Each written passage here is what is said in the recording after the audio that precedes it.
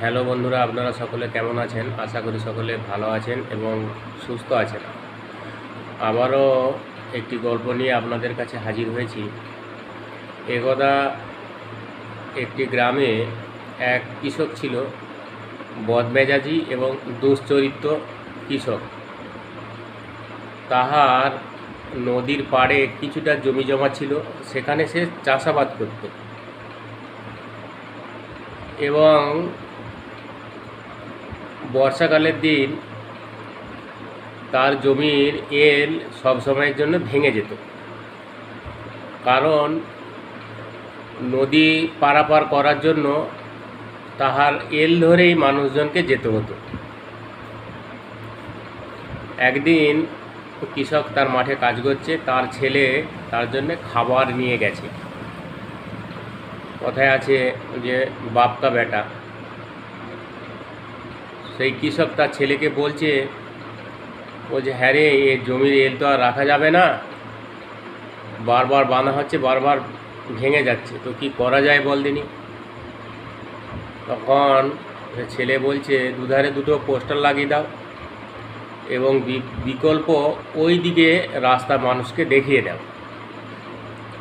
এবং পোস্টারে লেখো যে এই দিকে যে যাতায়াত করবে তাকে 105 বার কান ধরে উঠবস করতে হবে এবং নিজেকেই গুনতে হবে।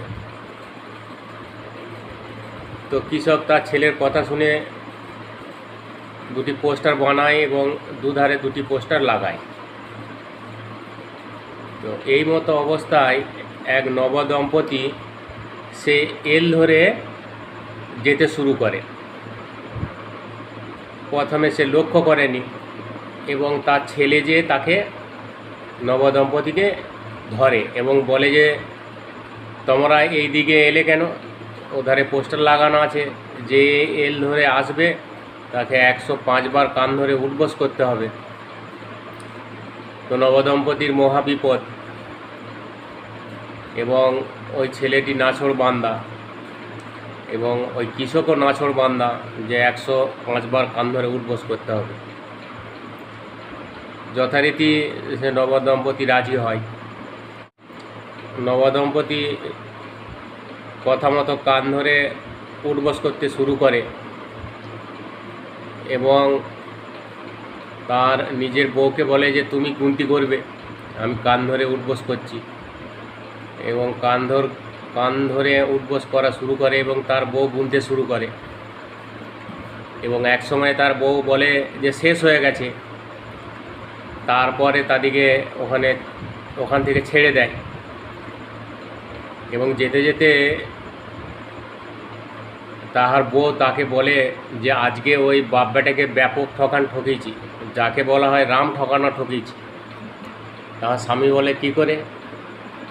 যে ওরা তো লিখেছিল যে 105 বার কান ধরে উঠবস করতে হবে, তো 100 বারই আমি সমাপ্ত করে দিয়েছি, 5 বার ওদিকে রাম ঠকানো ঠকিয়েছি।